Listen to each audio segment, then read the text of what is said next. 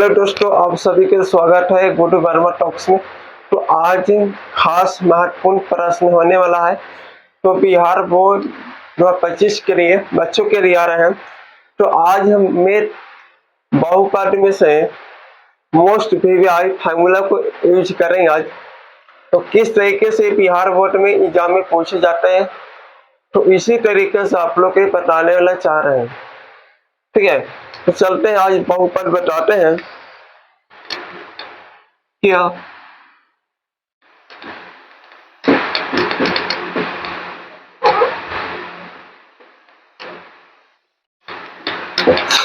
ध्यान से सुनिएगा बच्चों, क्योंकि बहुपद में से बहुत अच्छे से क्वेश्चन पूछे जाते हैं और बहुत मजे सवाल ही पूछे जाते हैं बिहार एग्जाम में।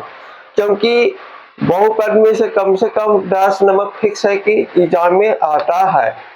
ठीक है बच्चों, तो बहुपद में से बताने वाला है, उसको अच्छा से समझने की कोशिश करना बच्चों। क्योंकि इसलिए कर रहे हैं बच्चों आप लोग के लिए, क्योंकि बहुपद में से कम 10 से 8 नंबर आसपास में पूछे जाते हैं प्रश्न, क्योंकि लगभग पिछले वर्ष में पूछे गए हैं। तो इसलिए बता रहे हैं कि इस जहां बताएंगे, जितने भी हमारी बताएंगे टॉपिक, इससे प्रश्न बाहर नहीं पूछे जाएंगे।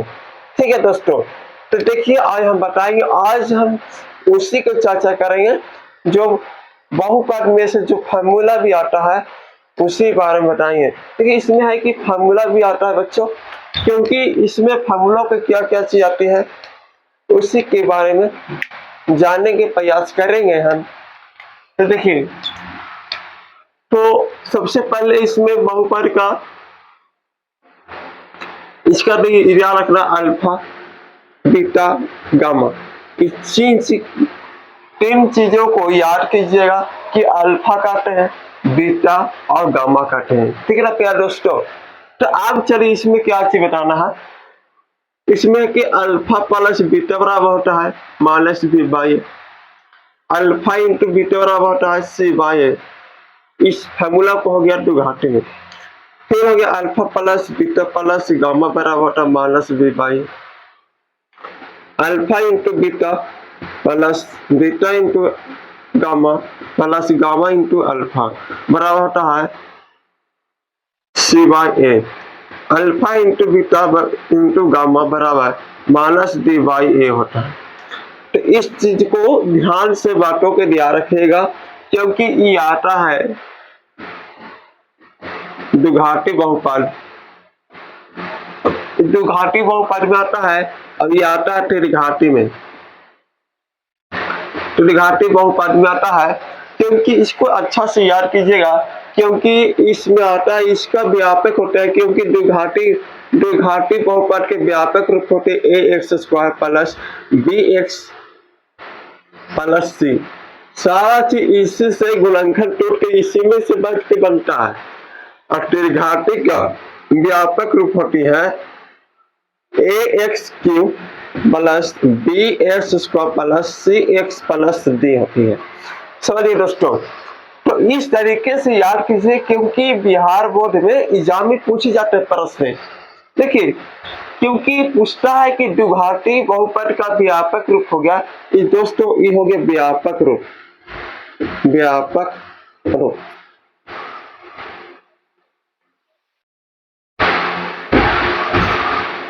क्योंकि कभी कभी पूछ जाता है कि द्विघाती बहुपद का व्यापक रूप क्या होता है, तो a x plus b x plus c होते हैं। त्रिघाती बहुपद के व्यापक रूप होते हैं ए एक्स की plus b s square plus c x plus d. समझिए, सारा चीज इसी से होता है, इसको अच्छा से याद कीजिएगा। और जैसे वो होता है कि एक रैखिक होते, एक घाती बहुपद का रैखिक होता है, उसका व्यापक होता है एक्स प्लस बी, ये हो गया रैखिक, रैखिक बहुपद। तो रैखिक बहुपद का व्यापक रूप हुआ ए एक्स प्लस बी। अगर इस मान दिया जाए कि ए एक्स प्लस बी बराबर, अगर 0 मान लिया जाए, तो मान लिया जाए 0, इसको यहाँ पे बता दिया जाता है तो ए एक्स प्लस बी बराबर 0 इक्वल टू 0। अगर एक्स वाला को, क्योंकि एच का मान जितने भी बहुपद चार राशि है वो एक्स का मान निकालने की कोशिश करेंगे। जो एक्स का मान निकलेगा उसी को कहा जाता है शून्यक, और शून्यक उसी को माना जाता है अल्फा और बीटा और गामा। तो इसका प्रयास करेंगे हम शून्यक निकालने के लिए। जब शून्यक निकालने के लिए करेंगे तो बराबर इक्वल बराबर 0 ले लेंगे। अगर एक्स एक तरफ बिना एक्स वाला उस साइड में ले जाएंगे तो ए एक्स बराबर प्लस में उधर जाएगा तो माइनस में जाएगा भी, और एक्स गुना में करेगा तो गुना को उल्टा होगा भाग में। जो एस का वैल्यू आया माइनस बी बाय ए, तो इसी को कहा जाता है शून्यक। तो इसी को हम मानते हैं अल्फा, इसी को मानते हैं अल्फा माइनस बी बाय ए। ये हो गया ए घाटी का। अब ए घाटी का आ गया तो अब बीटा का मान कहाँ निकलेगा? तो इसी के है कि अल्फा निकल गया, तो ये अल्फा का हो गया माइनस बी बाई। अब एस का मान इसी से बैठा देते हैं, डायरेक्ट होगा फॉर्मूला, क्योंकि एक घाटी में फॉर्मूला तो एक होगा और दो घाटी में दो होगा। समझने की कोशिश कीजिएगा अपना। निश्चय आप बताते हैं इसमें इतने समझ में आ गया होगा, क्योंकि इसको अच्छा से याद कर लीजिएगा कि अल्फा बराबर होता है माइनस बी बाई और अल्फा प्लस बीटा बराबर होता है minus b by alpha into beta बराबर होता है सी बाई ए। ये हो गया दुघाती में दो का फॉर्मूला, याद कर दिया। जिसे एक घाटी बहुपद में एक फॉर्मूला, दो घाटी बहुपद में दो फॉर्मूला और तीन घाटी में बहुपद तीन फॉर्मूला। समझ में आएगा ना दोस्तों? इस तरीके से याद कर सकते हैं आप लोग कि एक घाटी बहुपद में एक फॉर्मूला, दो घाटी में दो गो और तीन घाटी बहुपद में तीन गो। इस तरीके से हम फॉर्मूला को याद कर सकते हैं बच्चों। समझ में? अब alpha plus beta plus gamma बराबर होता है माइनस बी बाई। चिन्ह का दूसरा फॉर्मूला होता है कि alpha into beta plus beta into gamma plus gamma into alpha बराबर होता है c by a. Alpha into beta into gamma बराबर होता है माइनस बी बाई ए। इस तरीके से फॉर्मूला को याद कीजिएगा। आप बताएं इस टॉपिक से यही से प्रश्न एग्जाम में पूछे जाते हैं, तो इन बातों को ध्यान से सुनिएगा आप लोग, क्योंकि इसलिए कि फॉर्मूला इतना इजी है और सरल। बहुत बच्चों के लिए अगर समझ में नहीं आता है मैथर, जो मैथ करता बहुत हार्ड होता है। मैथ हार्ड नहीं होती है, क्योंकि मैथ को सबसे पहले आपको कॉन्सेप्ट समझना होगा। जिस दिन मैथ का कॉन्सेप्ट समझ गए बच्चों, तो उसी दिन से आप लोग को मैथ में आसानी तरीके से समझने आने लगेगा। क्योंकि इसलिए कर रहे हैं क्योंकि जो चीज पढ़ाने से टॉपिक होती है उसके लिए पहले कॉन्सेप्ट को समझना चाहिए। अगर कॉन्सेप्ट को अगर नहीं समझते हैं आप लोग बच्चों, तो मैथ में बिल्कुल भी समझ में नहीं आ सकता है। क्योंकि इसलिए पहले जितना जो चैप्टर चालू होता है उसके लिए पहले कॉन्सेप्ट को समझने की प्रयास कीजिए। उसी के बाद में आप लोग को आसानी से समझ में आएगा, क्योंकि आएगा, बिल्कुल आएगा। हम जो हम बताएंगे वो 100% समझ में आएगा, 100% आएगा। क्योंकि इस फार्मूला को यूज कीजिए आप लोग। अगर वीडियो देख रहे हैं तो कॉपी खराब, कम से कम इसको यूज कीजिए। यूज करने से रिवीजन करने से ज्यादा फार्मूला याद होती है। अगर रिवीजन नहीं करेंगे तो दिमाग से बाहर निकल जाती है। समझिए दोस्तों, तो इस तरीके से आप लोग याद कीजिए सब लोग, ठीक है। तो आगे की बात हम बताने के लिए चाह रहे हैं, चलते आगे।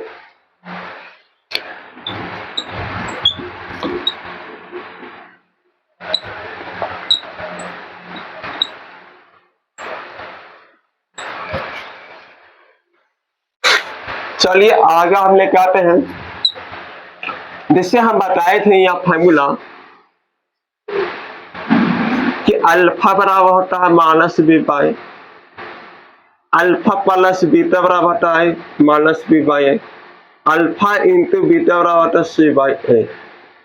ये हो गया alpha plus beta plus gamma बराबर होता है minus b by a. Alpha into beta into gamma alpha into beta plus beta into gamma plus gamma into alpha बराबर आज से बाई है। Alpha into beta into gamma बराबर होता है माइनस डी बाई।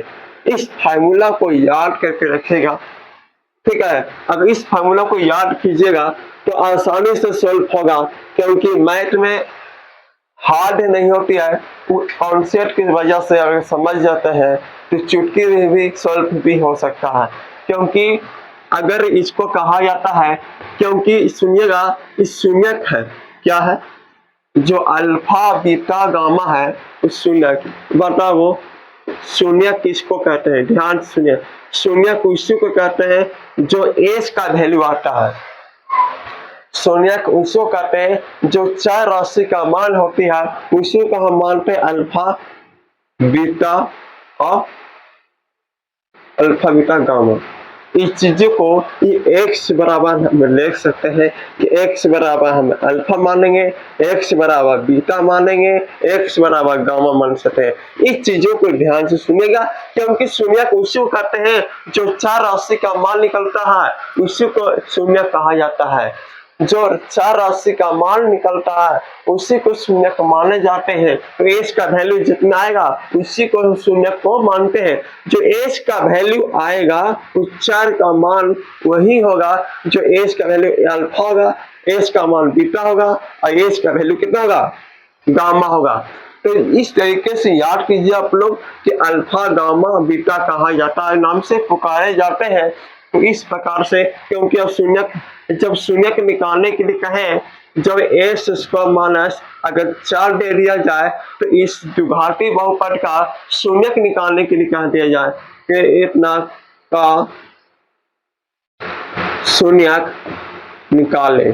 अगर शून्यक निकालने के लिए कहे, जब शून्यक निकालने के लिए कहे तो हम, क्योंकि पी एक्स बराबर एस स्क्वायर माइनस 4, जब पी एक्स के लिए जगह पर 0 लेते हैं, क्योंकि जब शून्यक निकालने के लिए कहा जाए, क्या किया जाए बच्चों, क्योंकि अगर पी एक्स बराबर क्या लेते हैं 0 लेते हैं, क्योंकि शून्यक निकालने के लिए कहें तो पी एक्स बराबर 0 लिखते हैं। अगर यहाँ पर पी इसको द्विघाती बहुपद को पी एक्स से सूचित किया जाता है, क्योंकि बहुपद को पी एक्स से सूचित किया जाता है। तो पी एक्स बराबर बहुपद दिया है एस स्क्वायर माइनस 4, और पी जब शून्यक निकालने के लिए जाए तो पी एक्स बराबर 0 लेना चाहिए। क्या लेना चाहिए, 0 लेना चाहिए। तो अगर हम 0 लेते हैं तो एस स्क्वायर माइनस 4 इधर आएगा तो एस स्क्वायर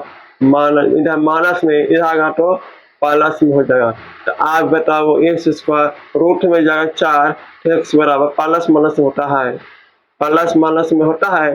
तो आप बताइए तो प्लस माइनस 2 हुआ कि नहीं हुआ। जो एस का मान निकाला है भाई तो 2 को निकाला है, तो इसी के कहते हैं कि जो एस का मान निकाला है तो एगो एस का मान जो है तो 2 एगो प्लस में 2 एगो माइनस 2, इसी को मानते हैं एगो अल्फा का मान 2 एगो बीटा का माइनस 2।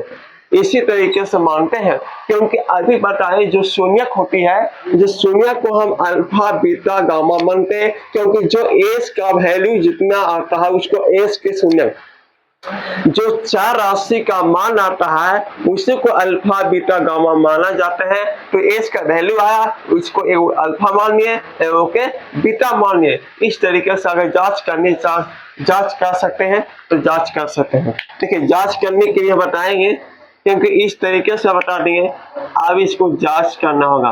अब जांच करेंगे तो पक्का रहेगा, क्योंकि यहाँ तक समझ में आ गया होगा कि जो एज का वैल्यू निकलता है उसी को माना जाता है अल्फा और बीटा माने जाते हैं। आज समझिए दोस्तों, क्योंकि अब जांच करना होगा तो इस पर जांच कीजिए, क्योंकि हम बताए थे कि क्या घाती है, द्विघाती। जब द्विघाती बहुपद आती है तो इसके लिए 2 फार्मूला होती है। अब देखिए, एक घाती के लिए 1 फार्मूला, द्विघाती में 2 फार्मूला और त्रिघाती में 3 फार्मूला। इस तरीके से याद भी कर सकते हैं। जब द्विघाती में 2 फार्मूला यूज करते हैं, 2 यूज करते हैं, तो पहला हो गया अल्फा प्लस बीटा बराबर माइनस बी बाई ए। अब तो अल्फा और बीटा तो पता चल गया, अल्फा बीटा। आप समझने इसलिए कोशिश करना है कि माइनस बी ए कहां से आएगा, बी ए कहां से आएगा। बातों को पहले समझिए कि कोशिश करना, जिससे a x square plus b x plus c equal to 0।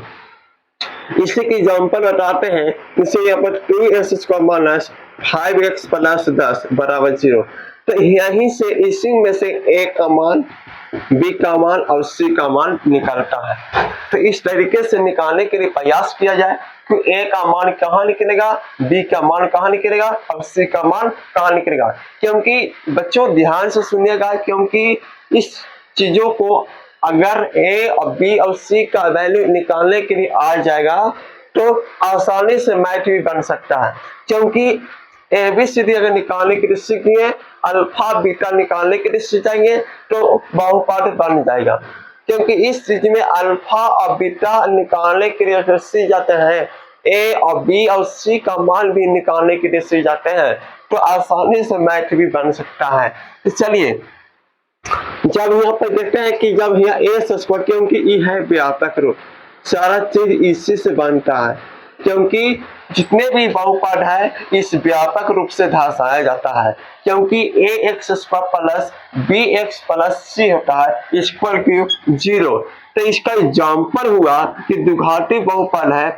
जब ए स्क्वायर है तो ए स्क्वायर का बगल में ए है, गुणांक किस करें, ए स्क्वायर का गुणांक कितना है ए, तो ए स्क्वायर का गुणांक कितना है ए, तो ए की जगह पर कितना बैठाया है 2। अब देखिए दोस्तों, जो x है तो x का गुणांक कितना b, x का गुणांक कितना है b, तो x का गुणांक कितना -5। जब c अक्षर पद है c, तो c की यहाँ पे कितना 10। समझा, जिसका कहे के मतलब इस निकालने के लिए मान आ गया होगा। एक और एग्जांपल बताते हैं। जैसे ये पे होगा कि अगर a स्क्वायर माइनस 4 बराबर 0, तो इसका a का मान और b का मान और c का मान बताइए। आप लोग कमेंट में जरूर बताइएगा कि a का मान और b का मान और c का मान कैसे किस तरह से निकालेंगे। देखिए दोस्तों, जब a स्क्वायर है तो a स्क्वायर का बगल में a है, तो a के वैल्यू कितना हो जाएगा कुछ ना, तो यहाँ पर 1 छिप जाता है, 1 छिप गया। अब b किसको कहते हैं एस का गुणांक, b किसको कहते हैं एस का गुणांक। अगर इस चीजों को याद करते हैं, अगर एस स्क्वायर का गुणांक, एस स्क्वायर का गुणांक, एस स्क्वायर गुणांक होती है ए होती है, एस का गुणांक, एस का गुणांक, एस का गुणांक b होती है, और अक्षर पद होती है उससे। इस बातों को ध्यान से सुनिएगा। अगर एस स्क्वायर का गुणांक होती है वो एस से नाम से पुकारे जाते हैं, जो एस का गुणांक होते हैं वो बी से पुकारे जाते हैं, और जो अक्षर पद होती है उसी से पुकारे जाते हैं। इस बातों को ध्यान से सुनिएगा, क्योंकि फिर से बताने की प्रयास करेंगे बच्चों। क्योंकि यहाँ से अगर निकालने के लिए अच्छा सा सीख जाएंगे तो मैथ भी चुटकी भी बजा के भी आसानी से बना सकते हैं बच्चों।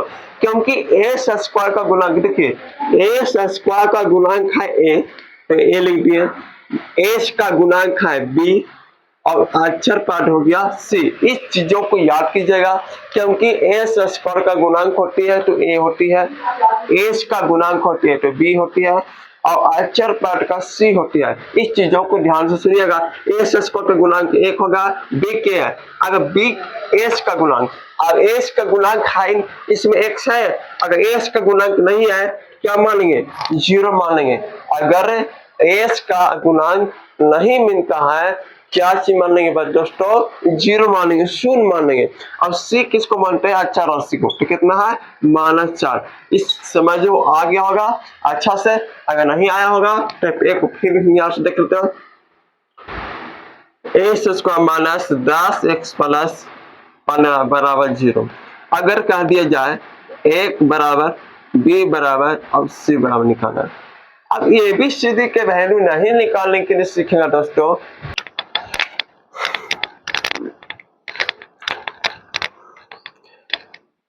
चलिए देखिए, और इस कहना है कि S square minus 10x plus 15 बराबर 0।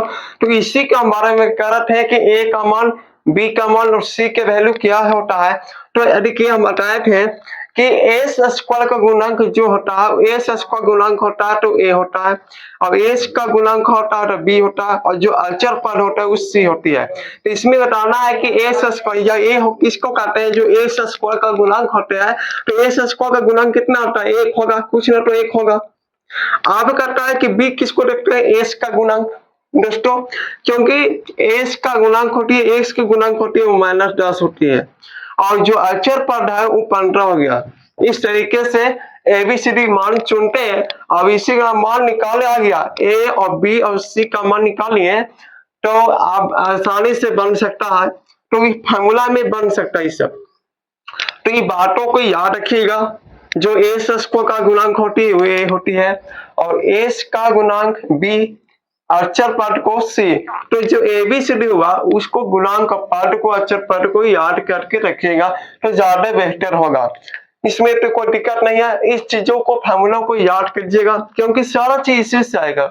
एग्जाम में जितना भी है सारा चीज क्वेश्चन यहीं से प्रश्न पूछे जाएंगे, तो सारा चीज को याद कर लीजिएगा, क्योंकि इस चीज को याद करने में बहुत फॉर्मूला है का सूत्र, इको सूत्र से नाम से जाने जाते हैं। इस सूत्र को याद कर दिया जाए तो इस, क्योंकि किस तरीके से इसको अल्फा बराबर होता माइनस बी बाई, और इस दोस्तों अल्फा प्लस बीटा बराबर होता minus b by, alpha into beta बराबर सी बाई। इसका इसको ऐसे कर दिया, इसको नाम लिख दिया जाता है हिंदी में कि शून्य का योग। शून्य का योग कहने का मतलब होता है, इसी को बोला जाता है शून्यक। शून्यकों का योग, शून्यकों का योग कहने का मतलब अल्फा प्लस बीटा होता है। इसका मतलब होता है कि अल्फा प्लस बीटा का मतलब होता है कि शून्यकों का योग या शून्यकों का गुणनफल, गुणनफल अल्फा इंटू बीटा होता है। इसी को हिंदी में अगर नाम रखा जाता है तो शून्य का नाम से जाना जाते हैं, क्योंकि अल्फा बीटा गामा को शून्य के नाम से जाना जाते हैं। तो इसी को अगर योग कहे तो जोड़ कहिए, गुणनफल कहे तो गुना किया जाए। इसी तरीके से आप लोग को ये फार्मूला को यूज करना होगा, ठीक है। साथ ही और आप लोग के आगे चीज हम बताने वाले हैं।